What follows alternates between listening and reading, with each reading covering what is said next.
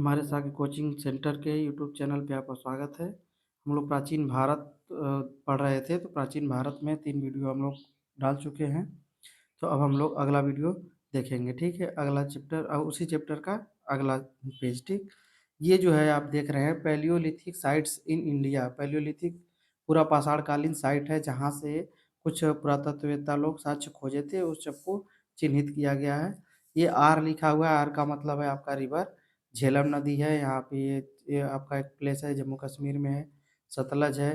ये सारे प्लेस आप देख रहे हैं। गोदावरी नदी, इनाम गाँव, नेवासा। नेवासा आपको दिख रहा होगा। देखिए यहाँ पे है नेवासा, पांडे। ये सब चारे सब कितने क्या चीज़ है, आपके साइट है यहाँ। यहीं से सब कुछ न कुछ साक्ष्य मिले हुए थे, जिसके आधार पर पुनर्निर्माण किया गया था। मतलब लोग बताते हैं कि मतलब यहाँ से ये सब साक्ष्य मिला हुआ है और सब पूरा पाषाणकालीन तथ्य हैं, ठीक है? चलिए आगे देखते हैं। यहाँ पे आपको दिख रही होगी ब्रह्मपुत्र नदी है, यहाँ पे दामोदर है, ठीक है ना? तो ये आप साइट इसको अच्छे से देख लीजिए, अपना स्क्रीनशॉट ले लीजिएगा। ठीक, आगे हम लोग देखते हैं इसी चैप्टर में। ये आपका यहाँ पे लिखा हुआ है, इस्तेमाल किए गए पत्थर के औजारों की प्रकृति के आधार पर पूरा पाषाण काल को 3 चरणों में बाँटा गया है। पूरा पाषाण काल को भी 3 चरणों में बाँटा गया है। पहला है पूर्व पाषाण काल, मध्य पाषाण काल और उत्तर पाषाण काल। पूरा पाषाण काल किसे इन लोग जान पाए? पूरा पाषाण काल में इन लोगों को हथौड़ी, कुल्हाड़ी, छुरे का प्रयोग मुख्यतः काटने, खोदने और खाल उतारने के लिए किया जाता था। सोन नदी और सोहन नदी घाटियाँ अब पाकिस्तान में है। कश्मीर, थार, रेगिस्तान, डिंडवाना। डिंडवाना आप इसमें चित्र में देखे होंगे। डिंडवाना आपको दिखा रहे हैं, देखिए डिंडवाना वाला प्लेस यहाँ पे आपको दिख रहा है, ठीक है ना? तो इसी तरह सारे स्थान उसमें साइड में दिए हुए हैं। राजस्थान है, हिरन घाटी, गुजरात, भीमबेटका पर्वत की कंदराएँ। मध्य प्रदेश में पड़ता है, आप देखिए भीमबेटका है यहाँ पे है आपका, ठीक है ना? तो भीमबेटका भी आप देख लिए। ये सब बेलन घाटी, मिर्ज़ापुर उत्तर प्रदेश में पड़ता है, ठीक है? ये 50,000 से 5 लाख से 50,000 ईसा पूर्व की बात करता है। हिमयुग का अधिकांश हिस्सा इसी काल में आता है। तो हम लोग हिमयुग के बारे में जानते थे कि पृथ्वी पर पहले पूरी चारों तरफ बर्फ ही बर्फ जमा हुआ था। फिर बाद में आते हैं मध्य पाषाण काल में। मध्य पाषाण काल पत्थर के टुकड़ों से बने औजारों का इस्तेमाल मुख्यतः कुदाल, छिद्रक, नुकीले पत्थर, गड़ासा। सोन नदी, नर्मदा और तुंगभद्रा नदी घाटियों, पोटवार पठार, सिंधु और झेलम के बीच और संघाओं गुफा पेशावर के पास पाकिस्तान में पाया गया। मतलब वहाँ कुछ न कुछ इन लोगों को चीज़ मिला हुआ था। ये काल आता है आपका 50,000 से 40,000 ईसा पूर्व में। इसको एच.डी. संकालिया द्वारा 1960 में ही सत्यापित किया गया। और नेवासा, नेवासा महाराष्ट्र के उत्खनन स्थल का नाम पर इसे नेवासन उद्योग के नाम से दिया जाता है। नेवासा आपको दिखा रहे हैं महाराष्ट्र में, यहाँ पे देखिए दिखाए हैं नेवासा, ठीक ना? तो निवासन के नाम से दिया गया। उत्तर पाषाण काल आपका आ गया। उत्तर पाषाण काल उत्तर पूरा पाषाण काल समानांतर किनारों वाले गड़ासे, छिद्रक और कुछ जगह हड्डियों के औजार पाए गए थे। आंध्र प्रदेश, कर्नाटक, महाराष्ट्र, केंद्रीय मध्य प्रदेश मतलब बीच में, ठीक है, सेंटर, दक्षिण उत्तर प्रदेश और छोटा नागपुर में पाए गए। हड्डियों से बने और सिर्फ कुरनूल की गुफाओं और आंध्र प्रदेश के मुच्छालतला, चिंतामणि, गावी में पाए गए। यहाँ वाला ये चीज़ आपको बहुत महत्वपूर्ण चीज़ है, इसको आपको जानना बेहद ज़रूरी है। लोग बहुत दूर दूर की लंबी-लंबी फेंकते रहते हैं इतिहास के बारे में कि इतने लाख करोड़ साल ऐसे-वैसे। ठीक है, यहाँ पे देखिए 40,000 से 10,000 साल पूर्व की बात, ईसा पूर्व की बात की जा रही है इसमें। इस चरण के अंतिम दौर में, ये जब वर्ष खत्म हो रहा था, अंतिम चरण कहा जाता है ना, खत्म तो मानव जाति अस्तित्व में आई। इस समय मानव जाति अस्तित्व में आई। इस बात को आप लोग अच्छे से दिमाग में बैठा लीजिएगा कि 40,000 से 10,000 ईसा पूर्व अभी मतलब मानव जाति को आए हुए भी कोई ज़्यादा दिन नहीं हुआ है। ठीक है, भूगोल की भाषा में। यह हिमयुग के अंतिम चरण से मेल खाता है, जबकि जलवायु अपेक्षाकृत गर्म और कम आर्द्र थी। ठीक है, तो इस बात को आप लोग अच्छे से जान लीजिए। ये इतिहास का भाग है और कुछ लोग आप लोगों को बताते रहते हैं, ऐसे छोटे-छोटे रील बना के उसमें डाल देते हैं कुछ भी कि नहीं लाख 10 लाख पहले मानव जाति आई, 2 लाख, 4 लाख कुछ भी फेंकते रहते हैं। तो उस सब बातों से आप लोग बचिएगा कि 10 40,000 से 10,000 ईसा पूर्व में इस चरण का जब चल रहा था तो मानव जाति अस्तित्व में आई, तब जाके मानव जाति आई। ये हिमयुग के अंतिम चरण से मेल खाता है। उस समय का जलवायु अपेक्षाकृत हल्का-फुल्का गर्म बन गया था और आर्द्रता बनी हुई थी। ठीक है? अब आ जाते हैं हम लोग मध्य पाषाण काल। वो वाला अब हम लोग पढ़े हैं जैसे इससे पहले वाला चैप्टर में, तो पूरा पाषाण काल चीज़ को देखे थे हम लोग, तो उसमें शिकारी और क्या था भाई?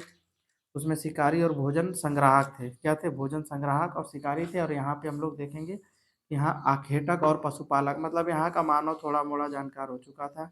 शिकार करता था और पशुओं को पालना शुरू कर दिया था। उस समय के छोटे-छोटे हथियार, हथियार जो थे पूरा पाषाण काल में आपके बड़े हथियार थे। इस समय मध्य पाषाण काल में हथियार का सूक्ष्मीकरण कर दिया गया था। हथियार छोटे-छोटे हो गए थे। हथियार वही थे लेकिन थोड़ा छोटे हो गए थे। ठीक ना? तो मेसोलिथिक 2 शब्दों से मिलकर बना हुआ है, मेसो और लिथिक। ग्रीक में मेसो का अर्थ होता है मध्य, लिथिक का अर्थ होता है पत्थर, ठीक है? इसलिए पूर्व इतिहास के मेसोलिथिक चरण मध्य पाषाण काल युग के रूप में जाना जाता है, ठीक? इसके बाद हम लोग देख लेते हैं ये है आपका मध्य पाषाण काल, पाषाणकालीन संस्कृति के बीच के काल को दर्शाता है। मध्य पाषाण काल संस्कृति के बीच के काल को दर्शाता है। मध्य पाषाणकालीन और नवपाषाणकालीन दोनों ही संस्कृतियां अभिनव युग, जिसने 1000 साल पहले अत्यंत नूतन काल की जगह ली थी, के अधीन आती है। मध्य पाषाण काल मानव के जीवन यापन का आधार शिकार, मछली पकड़ना, मतलब उस समय मध्यकालीन पाषाणकालीन मानव अपने जीवन यापन करने के लिए शिकार, मछली पकड़ते थे, भोजन एकत्रित करना, और बाद बाद के काल में पशुपालन था। मतलब उसके बाद धीरे-धीरे पशुपालन में उन लोगों को रुचि होने लगी। मध्य पाषाण काल का एक मुख्य पहलू पहले से ही स्थापित पत्थर के औजारों का आकार छोटा, मतलब वही औजार था रहता था, लेकिन वो क्या हो गया, आकार उसका छोटा हो गया था, ठीक है? इस काल के औजारों की विशिष्टता उनका आकार में सूक्ष्म होना था, मतलब हथियार को क्या कर दिए थे, थोड़ा छोटा कर दिए थे। पत्थर के लघु औजार जो औजार जो कि ज़्यादातर गुण, क्रिस्टलीय सिलिका, स्फटिक और चकमक आदि से बने होते थे। आकार में ज्यामितीय और अज्यामितीय दोनों होते थे। इनका इस्तेमाल सिर्फ औजार के रूप में ही नहीं किया जाता था, बल्कि इनसे अन्य मिश्रित औजार भाले की नोक, तीर की नोक और हँसिया आदि बनाए जाते थे, जिनमें लकड़ी और हड्डियों की मूठ को जोड़ दिया जाता था। जैसे हम लोग खुरपी, कुदाल, फावड़ा देखते हैं, तो उसमें लकड़ी का बेट जिसको हम लोग बोलते हैं लगाते हैं, तो उसी चीज़ को बनाया है कि लकड़ी या हड्डियों की मूठ को जोड़ा जाता है, ठीक है? फिर लघु पाषाणी हथियारों ने मध्य पाषाण कालीन मानव के छोटे जानवरों और पक्षियों का शिकार करने में समर्थ बनाया। इस समय के जीवन पद्धति, उस समय का जीवन पद्धति हम लोग पूरा पाषाण का जीवन पद्धति और मुख्य विशेषता देख चुके हैं, तो इसमें भी देख लेते हैं। मध्य पाषाण कालीन मानव अर्ध अस्थायी और अस्थायी बस्तियों के साथ कब्जाई, बलपूर्वक अधिग्रहण और की गई गुफाओं, क्योंकि खुले मैदानों में रहते थे। मतलब अब धीरे-धीरे अगर पशुपालन करना इस आरंभ कर दिया मानव, तो थोड़ा-थोड़ा वहीं पे क्या बस्तियाँ बनाकर रहना शुरू किया इसी समय से।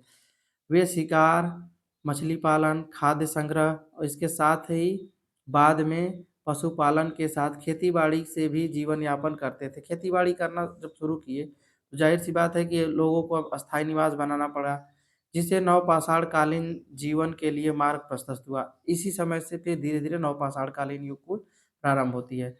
ज़्यादातर इलाकों में यह संस्कृति कृषि से पहले के समय में स्थापित हुई। वे लोग आग का प्रयोग करते थे। आग का प्रयोग ये पूरा पाषाण काल में ही स्टार्ट हो गया था, और संभवतः भोजन को भी भूनते थे। ठीक है? वे मृतकों को दफनाते थे और कभी-कभी उनके साथ ज़रूरी सामानों को भी दफनाते थे। जैसे कि खुदाई में आज भी कभी-कभी मिल जाता है पुरानी चीज़ों को खोजते समय, इधर उसमें दफनाते समय उन जिस व्यक्ति को दफनाया जाता था, उसके साथ कुछ ज़रूरी सामान, उन लोगों की मान्यता था कि ये उसमें उनके साथ चला जाएगा, तो जहाँ भी रहेंगे उनको काम आएगा, खाने के, पीने के, रहने के। उनकी मृत्यु के बाद जीवन के प्रति आस्था को दर्शाता है। उन लोगों का आस्था था, ऐसा मान्यता था कि मतलब अगर कोई मर गया है, बुजुर्ग चाहे जो भी हो, तो उसके साथ ये सब सामान रख देंगे तो उनके काम आएगा। फिर हम लोग देखेंगे आगे, उनमें कलाकारी कौशल और प्राक इतिहास के मध्य पाषाण काल में पत्थरों की गई कला का आरंभ हुआ।